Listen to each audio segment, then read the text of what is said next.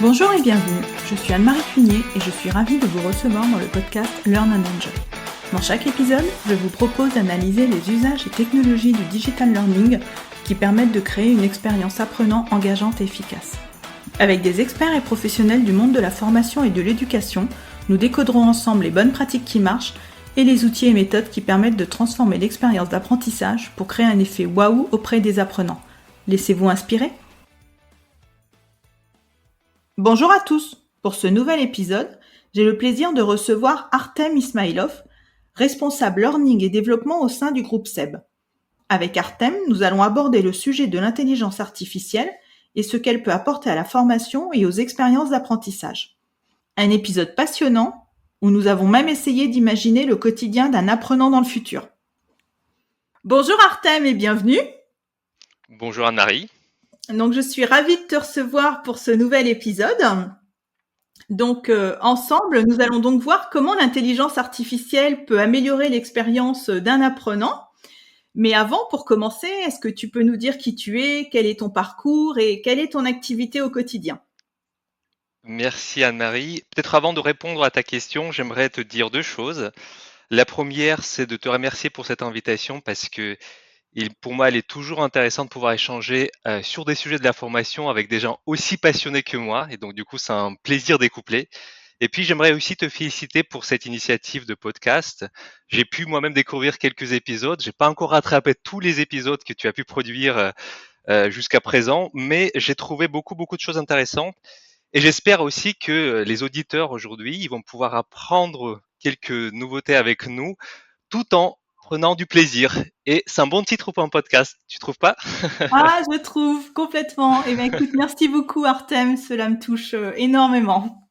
Je t'en prie. Et maintenant, pour répondre à ta question sur mon parcours, je pense qu'il serait intéressant de commencer par le fait que je ne suis pas français à la base. Je viens de Kirghizistan, c'est un petit pays en Asie centrale de l'ex-Union soviétique. Et je suis venu en France il y a 9 ans dans le cadre de cursus académique pour finaliser mes études de master 2 dans le domaine des ingénieries de projets européens internationaux.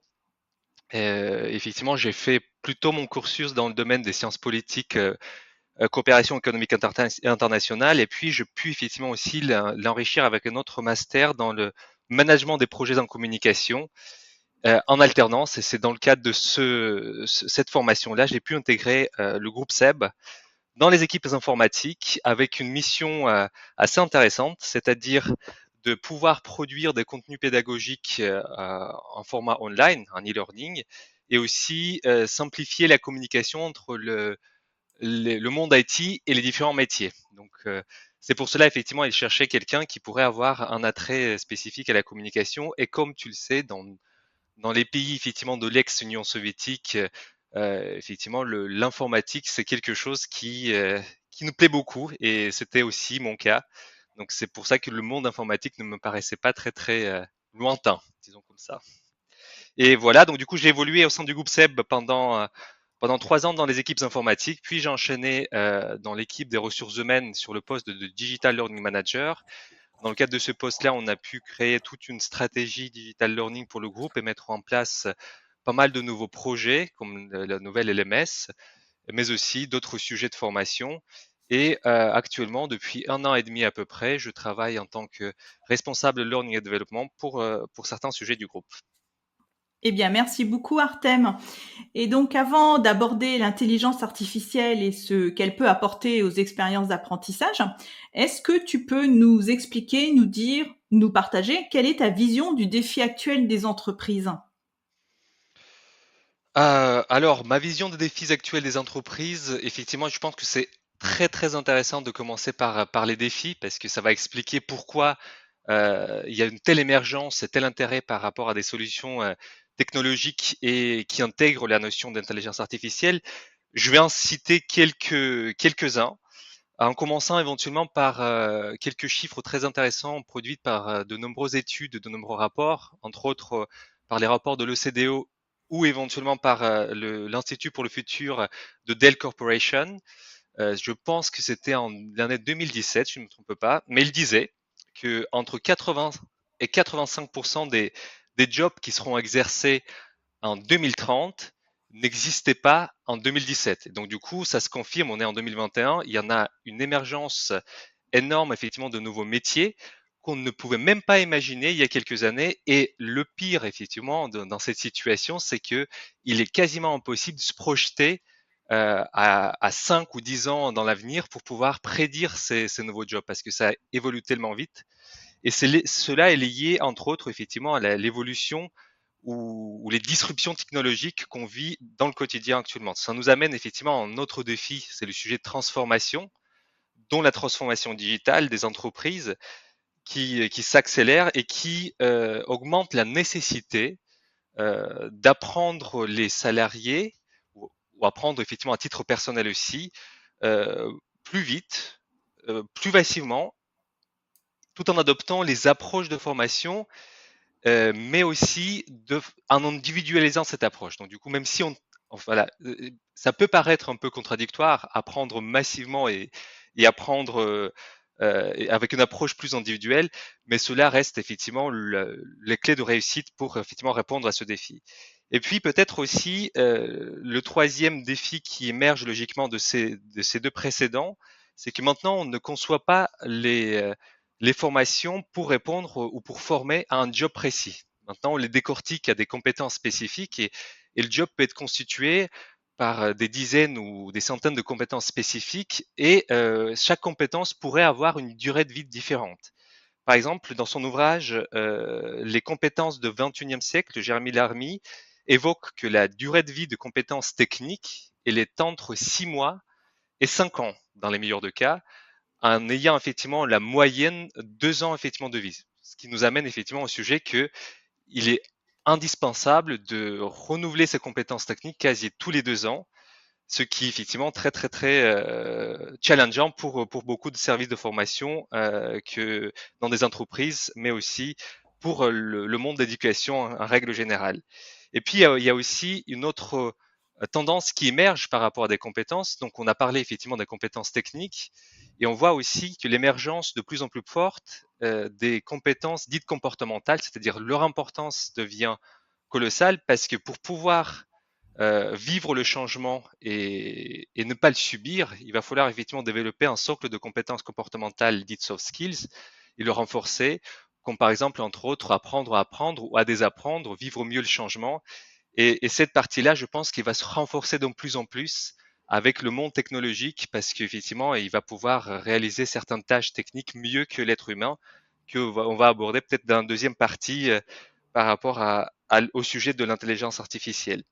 Et puis pour finir, un petit élément sur une autre tendance, un autre défi, c'est aussi le défi de attirer, maintenir, s'accaparer de l'attention de nos apprenants, parce qu'effectivement, on est en rivalité avec des grandes mastodontes de monde de technologies, comme par exemple Netflix et GAFA, qui font tout pour pouvoir attirer l'attention de ses clients et les formateurs et les organismes de formation sont obligés de vivre dans ce monde-là, essayer de rivaliser avec des moyens qu'ils ont, avec effectivement tout ce qui pourrait attirer l'attention des apprenants dans ce monde d'infobésité. Voilà, pour moi, je pense que pour répondre à ces défis-là, il faut pouvoir se doter avec les mêmes moyens, les mêmes outils que les grandes entreprises du monde des technologies et il faudra se doter avec des technologies dotées de l'IA. Euh, donc pour moi, ça sera effectivement un peu le credo avec l'IA de répondre à la problématique de former euh, au bon moment, avec une bonne formation, en proposant un bon format. Il y a déjà effectivement quelques technologies qui commencent à émerger dans ce sens, mais effectivement, je pense que cette notion-là, bon format, bon moment, bonne formation, pourrait être au centre de toutes les technologies IA qui vont émerger et qui émergent déjà. Et donc, lorsque l'on évoque l'intelligence artificielle, on est confronté à beaucoup de définitions, de concepts. Et pour toi, donc, quelle est la définition de l'intelligence artificielle? Ah, la question piège. C'est une question effectivement très très difficile et effectivement euh, cette question contient beaucoup d'éléments philosophiques déjà. Effectivement, si on prend la notion d'intelligence artificielle, est-ce que l'intelligence, c'est quelque chose qui est propre à l'humain uniquement et on ne peut pas effectivement doter une machine d'une intelligence? Mais bref, pour essayer effectivement de, de nous distancer, il va falloir qu'on fasse les choix. Moi, j'affectionne particulièrement une définition qui a été donnée déjà un petit moment dans les années 60, si je ne me trompe pas, par Liminski, je cite parce que j'ai effectivement, je l'ai devant mes yeux, l'intelligence artificielle, c'est la construction des programmes informatiques qui s'adonnent à des tâches qui sont, pour l'instant, accomplies de façon plus satisfaisante par des êtres humains, car elles demandent plus de processus mentaux à haut niveau, tels que l'apprentissage perceptuel, l'organisation de la mémoire et le raisonnement critique. Donc pour moi, il y a trois notions clés dans cette définition avec lesquelles je suis en confort. D'abord, effectivement, qu'il s'agit de programmation informatique. Donc, on enlève cette notion, ce débat philosophique sur l'intelligence. Cette progression informatique doit être en capacité d'auto-apprentissage, c'est-à-dire de pouvoir imiter ce que notre cerveau peut imiter quand il fait le processus d'apprentissage, et euh, à la fin, plus efficace que l'homme dans des tâches confiées. Voilà effectivement pour moi la définition qui pourrait résumer de façon simpliste, certes, mais aussi compréhensible ce qui pourrait effectivement, qu'on pourrait mettre dans cette notion valise comme l'intelligence artificielle. Merci. Et donc maintenant, si on rentre dans le vif du sujet de notre épisode, que peut apporter l'intelligence artificielle à la formation, d'après toi? Bonne question, elle peut apporter beaucoup, beaucoup de choses. Et pour répondre à cette question, je propose qu'on essaie de s'orienter plutôt d'abord vers les objectifs de toute formation professionnelle, c'est-à-dire les organismes de formation comme les équipes, les services de formation au sein des organisations actuelles. En tout cas, c'est le cas pour mon organisation aussi. Ils cherchent effectivement à répondre à certains objectifs, dont par exemple, rechercher une performance optimale. C'est une condition de survie de toute organisation pour répondre effectivement aussi à la compétitivité qui est croissante dans ce monde libéral. Et puis, il y a aussi le développement de l'employabilité de salariés. Donc, à la fois, effectivement, l'entreprise pourrait s'assurer que les employés sont toujours à niveau des attentes pour assurer la performance, mais aussi ça donne plus de valeur aux salariés sur le marché du travail. Donc, je pense que c'est aussi ça le deuxième objectif de chaque organisation à accomplir. Et puis aussi le troisième, on parlait beaucoup au tout début des transformations. Donc, l'objectif, c'est d'accompagner l'organisation, les salariés dans ce cycle de transformation de plus en plus courte et de plus en plus permanente. Donc, il est donc indispensable effectivement d'utiliser l'intelligence artificielle tout au long de vie de salariés. Donc, je m'explique. Effectivement, je pense que tu connais qu'il y a une notion sur laquelle il y a beaucoup d'entreprises qui commencent à réfléchir actuellement.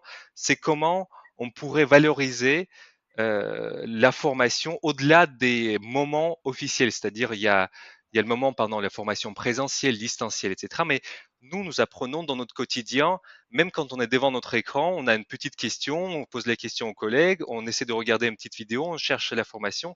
Et toute cette notion, effectivement, que actuellement en France, on l'appelle AFEST, Action formative en situation de travail.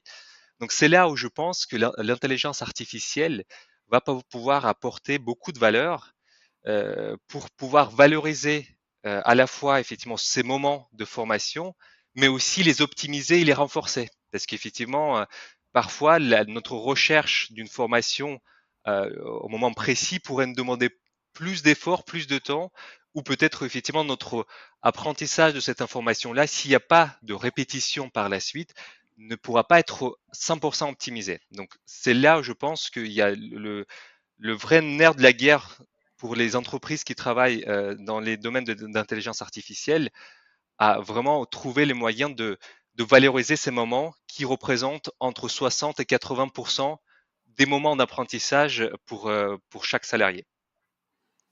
Oui, c'est un peu comme l'intelligence artificielle se place un peu comme un accompagnateur quelque part de la formation du salarié. d'après ce que tu dis. Exactement. C'est-à-dire qu'on le voit très très souvent dans le monde marketing, ça arrive déjà. On a tous effectivement notre smartphone dans nos poches et on a tous les applications qui nous aident à faire des choix, qui nous guident à faire certaines actions, qui nous proposent les meilleurs produits avec le meilleur ratio prix-qualité. Donc là, pour le coup, ça sera un peu de la même façon. Comment optimiser ses formations, son apprentissage pour que ça soit toujours plaisant, pour que ce soit facile, pour que ce soit logique et que ça ne demande pas des efforts nécessaires complémentaires. D'accord. Et puis, je pense qu'il serait aussi intéressant d'évoquer, par rapport effectivement à ta question, ce que va apporter la formation. C'est qu'on on parlait effectivement du point de vue de l'entreprise, mais de point de vue de l'apprenant, c'est aussi en quelque sorte une possibilité de se faire monter en compétences en permanence.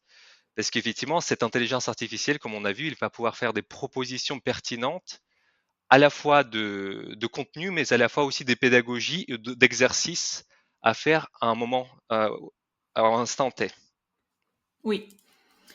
Donc maintenant, ce que je te propose, Artem, c'est qu'on fasse un petit exercice qui change un peu de d'habitude. C'est de faire un Mhm. saut dans le futur et qu'on se téléporte, par exemple, en 2050. Et comment est-ce que tu verrais, comment est-ce que tu imagines le quotidien d'un apprenant donc dans ce futur, en 2050?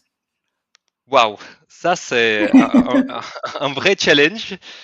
Un vrai challenge. En même temps, je pense que honnêtement, je ne serai pas en capacité de répondre à ce qui sera en 2050. Ce que j'ai envie de te proposer, parce que 2050 c'est tellement loin, si on prend effectivement les années 2000 avec l'apparition d'Internet et enfin, le temps actuel, je pense qu'en 2000 on ne pouvait pas imaginer tel niveau de connectivité au bout de 10, 15, 20 ans.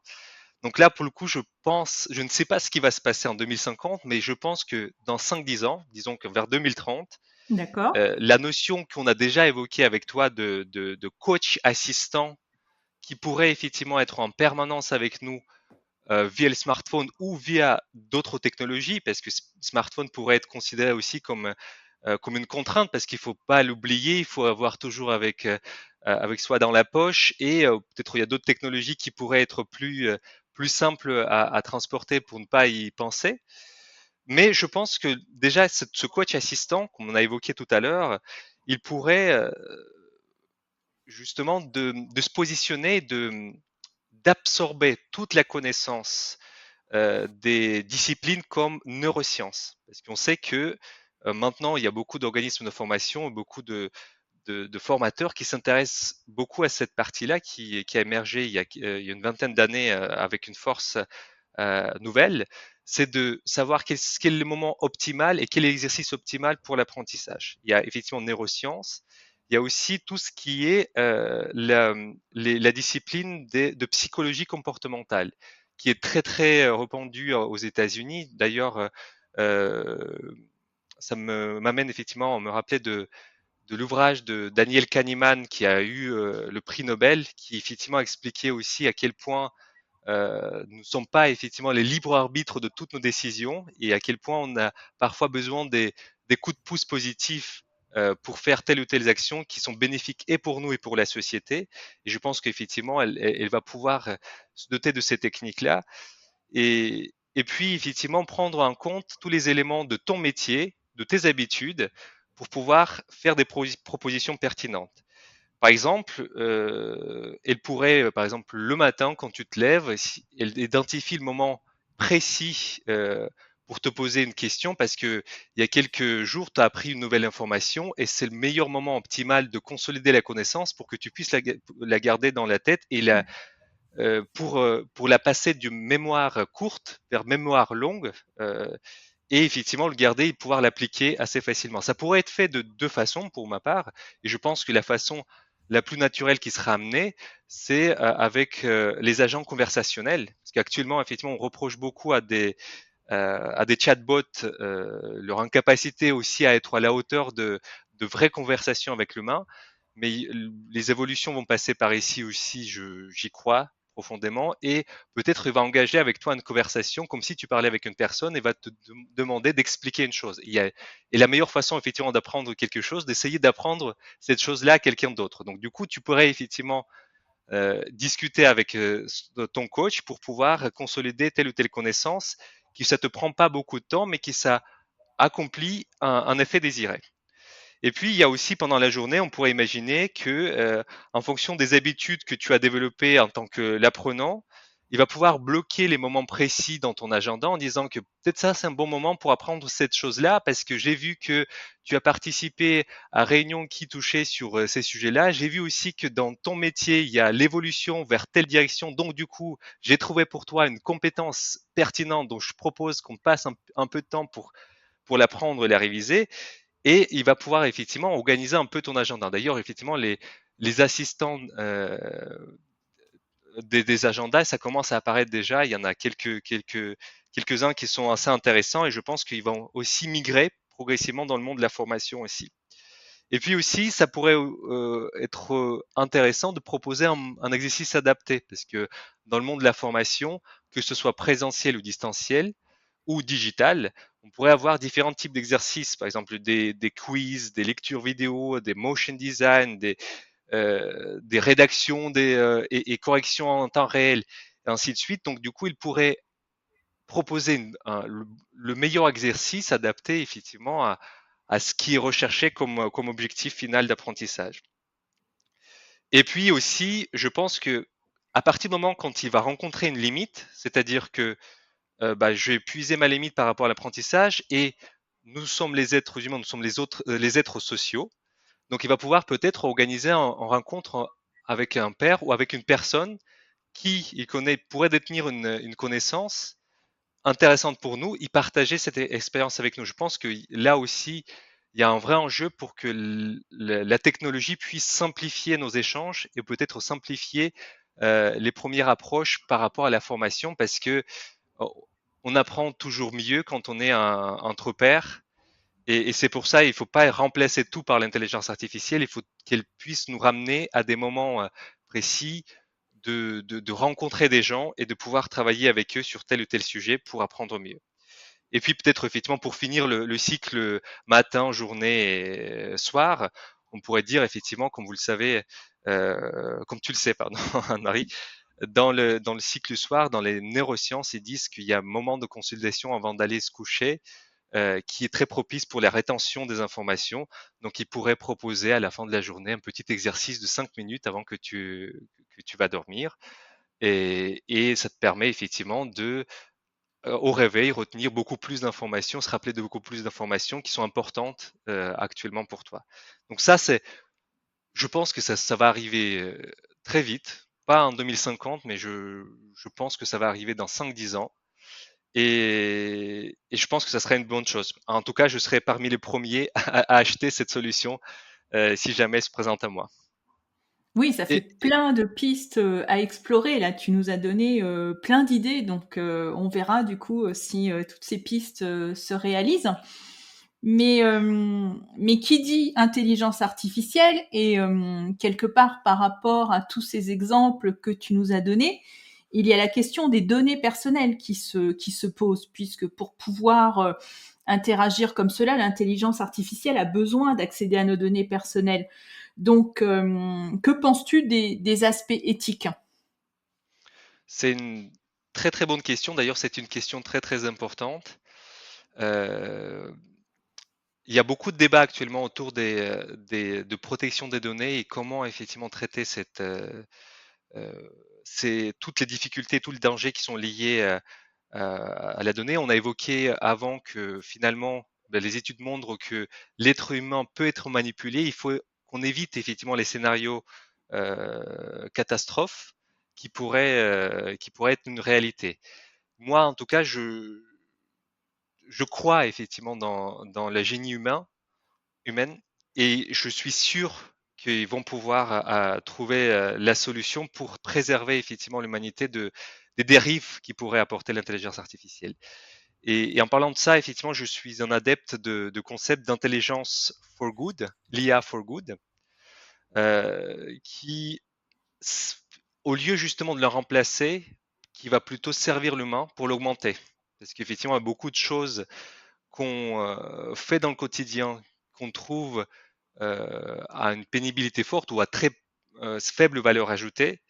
Et c'est pour cela d'ailleurs aussi les premières actions qui font les intelligences artificielles, c'est de euh, remplacer dans des tâches à faible valeur ajoutée et à forte pénibilité les humains pour pouvoir effectivement laisser à l'humain se concentrer sur des choses qui donnent plus de sens pour lui et qui sont à plus forte valeur ajoutée où son intelligence actuellement a de la valeur. Donc je crois profondément à cela et je pense que ça peut apporter assez facilement aux conditions effectivement que ça soit contrôlé. Après, je suis pas inquiet non plus par le fait que on sait que les États-Unis, l'Amérique du Nord et l'Asie sont très en avance par rapport au sujet d'intelligence artificielle, mais il est aussi un peu réconfortant d'avoir l'Europe qui est une sorte de garde-fou par rapport à toute la partie de protection des données personnelles. Et je pense qu'avec cet équilibrage des forces, on arriverait à avancer de façon euh, intelligente, plus intelligente que l'intelligence artificielle, vers l'avenir plus propice pour l'humain. Et au final, par rapport à toutes ces craintes-là, je pense que ce qui est important, qui est toujours derrière toute intelligence artificielle, il y a toujours une possibilité de contrôle où il faut à minima inventer ces possibilités de contrôle. D'ailleurs, on voit aussi qu'actuellement, il y a beaucoup d'expérimentations dans le monde de la finance avec les blockchains et les logiques de traitement des données décentralisées qui se mettent en place et qui préservent un peu effectivement aussi l'humanité du fait que il y a trop de pouvoir ou trop d'informations se concentrent entre les mains de quelques personnes qui risquent effectivement de l'utiliser pour manipuler. Donc, je pense aussi qu'il y a beaucoup d'évolutions dans ce sens-là pour bien d'autres technologies. Certes, ça a commencé avec le monde des actifs financiers, mais je pense que cette notion des blockchains, de gestion décentralisée et complètement anonymisée, ça pourrait aussi donner beaucoup de choses positives pour éviter les scénarios catastrophistes qui pourraient effectivement être représentés dans beaucoup d'ouvrages qu'on peut lire actuellement. Oui, d'ailleurs, pour parler d'un ouvrage que j'ai déjà cité dans un épisode précédent avec Peach Boy. Donc j'avais lu un ouvrage de Bernard Minier, donc que j'aime beaucoup, dont je suis fan, et qui s'appelait donc M le bord de l'abîme, si je crois bien, où une intelligence artificielle donc prenait le pouvoir et était programmée par les humains. Et cette intelligence artificielle s'appelle Deus dans le livre, voilà. Mhm.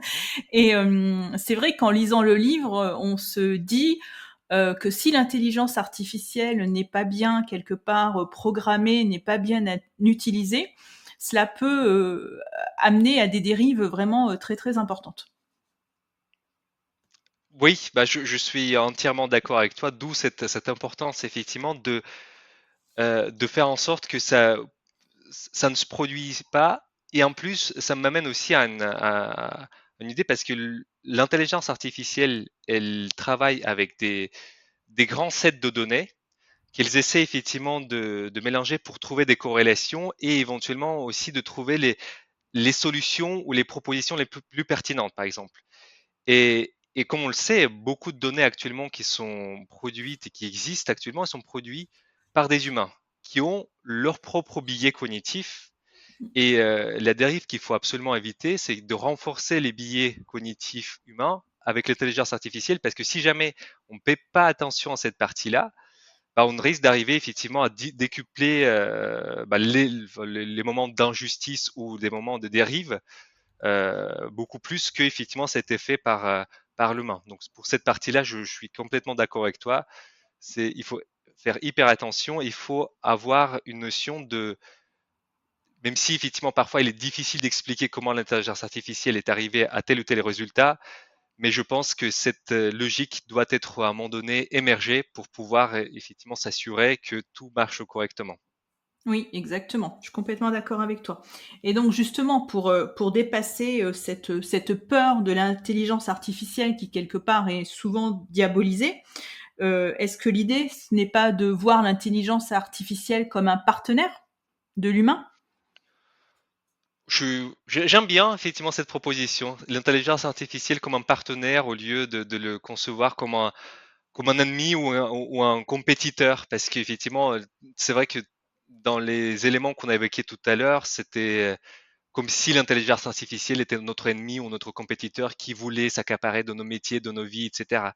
Mais je pense aussi c'est plutôt intéressant de la concevoir, comme tu le dis, en tant que vrai partenaire de l'humain qui l'accompagne, qui l'augmente, qui simplifie son quotidien et qui le rend plus, enfin, qui arrive à proposer l'épanouissement plus global. Oui, tout à fait. Eh bien, Artem, c'était vraiment passionnant. Donc, on va arriver à la fin de notre épisode.